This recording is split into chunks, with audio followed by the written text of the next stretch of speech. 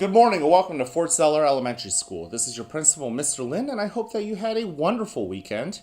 Today is Monday, March 32nd, 2019. It is day one.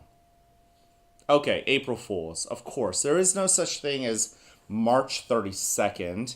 March ends at 31, and today is, as I hinted, April Fool's Day, April 1. So it is April 1, it is still day one. Now that we've got the April Fools out of the way, let's consider the word cooperation. What does it mean to you? What does it look like in your life? As our second grade teacher shared with us, it really is all about something you can't really do yourself. You have to do it with somebody else. You have to combine and join forces to ultimately reach a goal that you commonly have. So, what does cooperation mean for you? What does it look like in your life? How are you and somebody else, whether it's a grown up, a friend, maybe someone who's not even a friend, how are you working together to reach an ultimate goal? That's something that I encourage all kids to practice. It's something I encourage all grown ups and adults to practice as well. Now, our Race for Education fundraiser, as you probably know, wrapped up last week. So we have one last opportunity and chance right now to share our leaderboard. Now, I'm going to go ahead and share the leaderboard. Then afterwards, I will share with you what we have ultimately raised altogether. At $980, yes, that's $20 shy of $1,000, Miss Kane's class maintains that commanding first place lead. Then Miss Yoakum's class is in second place. Miss Zurich's class is in third place. Both of those classes are the morning classes, I should add. Then we have Miss Lucky's class in second grade that are in the fourth place position. Mr. Gantz's class is in fifth place position, rounding out the top five. Miss Booth's class is in sixth place. Miss Ogrechek's in seventh. Miss Zurich's afternoon class in eighth place. And then we have Miss Eshelman's class in ninth place. Miss Frederick's in 10th. And Miss McDonald's in 11th. Now, for our grand total, remember, our goal was to raise $8,000. Do you think we got there? Well, let's consider something. Last week, we hadn't even hit $4,000, let alone $8,000. But one thing that I think many of us are forgetting was everything I reported to you have been the online donations. The donations people are putting in through the internet, online. There has been a whole other pile of donations where people are bringing, or people brought them in envelopes filled with checks or cash. So think about it. If you added both of those together, do you think we got to $8,000? Well, go ahead, drum roll. Our grand final total was $7,100. Now, your heart might have sank, and that's understandable because we didn't hit our goal. We were about $900 short. But you know what? I'm very proud of every single one of you. Everyone who helped to get even a penny into that $7,100 is somebody I'm really proud of. Even if you didn't even put in a penny, but you were trying to get others to donate, well, I'm proud of you too. Guys, $7,000 is still $7,000 and then another 100.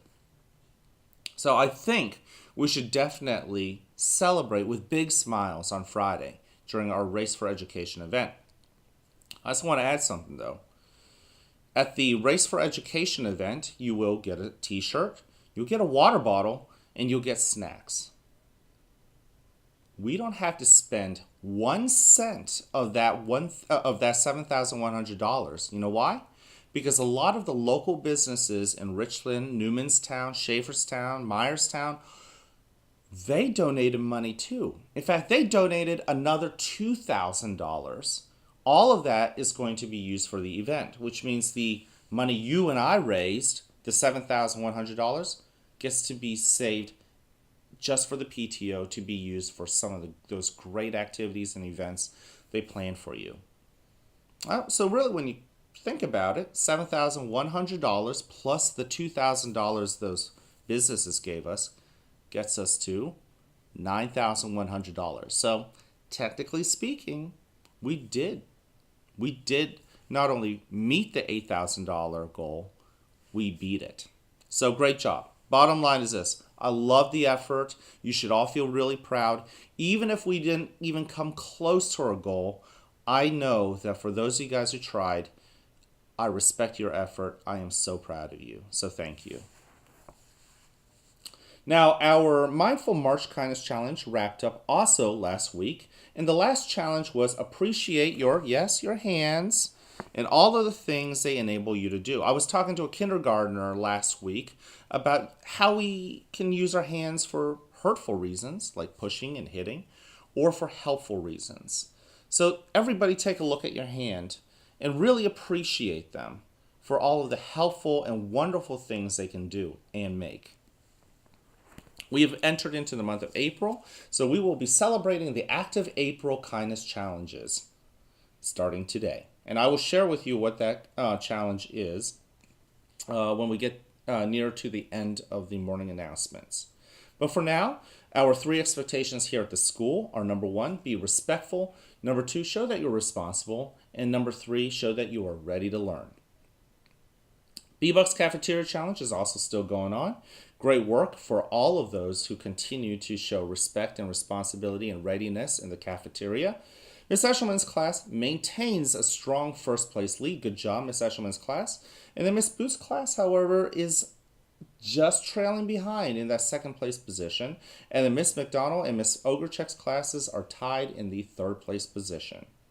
At this moment, I want to invite you to join me, as we always do, to participate in our Mindful Minute. If you're like me, I encourage you to sit down and crisscross applesauce if it makes you feel comfortable. But remember, it's not the only position in which you could do a mindful minute. You can stand, you can lay down, you can sit at a chair.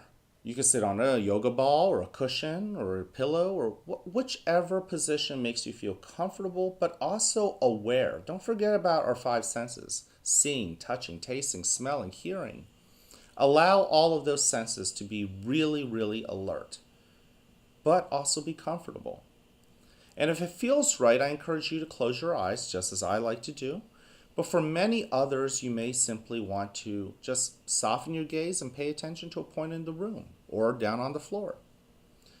Remember, Mindful Minutes is a way for us to be calm, to really be present in where we are, to appreciate and be grateful and thankful for the chance to be in this place and in this moment. Now, go ahead and take a breath in through your nose and out through your mouth. If you're like me, maybe you didn't really think through that breath, that first breath. Maybe the quality of that breath wasn't as great as you would want it to be. So let's do that again. And this time, let's be more intentional and purposeful to our breathing. Breathe in through our nose.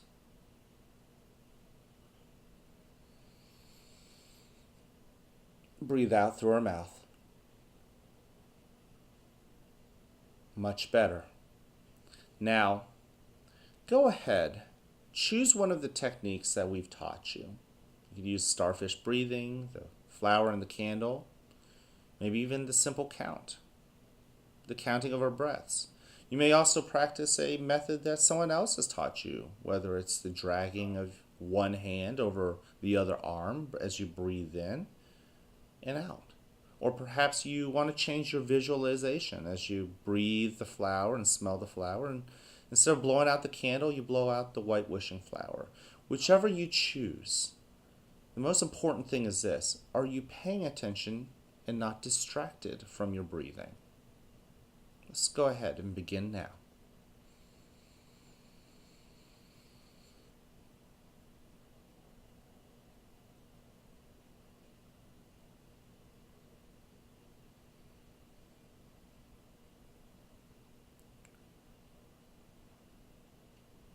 And as you pay attention to your breathing,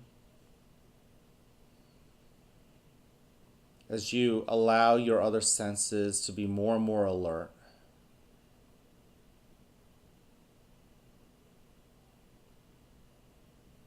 Study all of your senses. Listen to the sounds that may be subtle as long as those that are obvious. Don't take anything for granted. Simply enjoy and savor those sounds. And same thing with the scents as you smell through your nose. Or what about your sense of touch, whether it's the cool air touching your skin, whether it's your clothing rubbing against you, your arms or your back. Pay attention to the physical sensations even in your body, whether it's your toes or your thumb or your pinky or the tip of your nose, parts of your body that you might not notice, your earlobes. Pay attention to where your body may be aching or tight, and give yourself permission to let it go. And also pay attention to your feelings, those emotions, even the emotions that are driven by things that have gone on at home or in the past, over the weekend even, last week. Those events have passed, but the effects of those on your feelings are still very present and real. So sit with them. Allow them to tell you what it needs to tell you. Don't push it away. Don't try to change it. Just allow it to be. And same with those feelings of nervousness or anxiety or anticipation as you pay attention to those moments that have yet to come. They're in the future. There are things and tests or events that maybe get you a little bit nervous. They haven't happened yet, but they've made an impact on how you feel at this present moment. So sift through it, sit with it, and allow those to tell you what they need to tell you, and allow those too to evaporate and dissipate. Just know you are here right now. And if your mind wanders away from paying attention to your breathing or paying attention to where you are, guess what? That's okay. That's just natural. To simply tug your emotions and your attentions right back to the current moment and place. Don't blame yourself. Just be grateful that you're back here in the present. Be kind and always compassionate. In a moment, you'll hear a bell or a chime. Listen to it as it gets quieter and quieter, and if you can't hear it anymore, at that moment you can open your eyes and take in the world around you.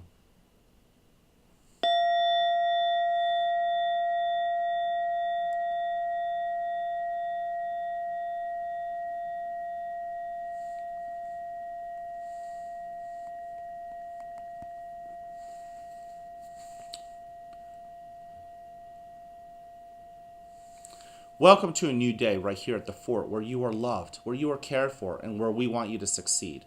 But whether you have a great day or not is ultimately, yes, your choice. So choose wisely, work at it, and enjoy the rewards. At this moment, I encourage you to stand up and face the flag to pledge our allegiance. Afterwards, we'll get back and I will share with you our first Active April Kindness Challenge of the day. I pledge allegiance to the flag of the United States of America and to the republic for which it stands, one nation, under God, indivisible, with liberty and justice for all. Great job, and thank you so much for joining me yet again for another great morning announcements.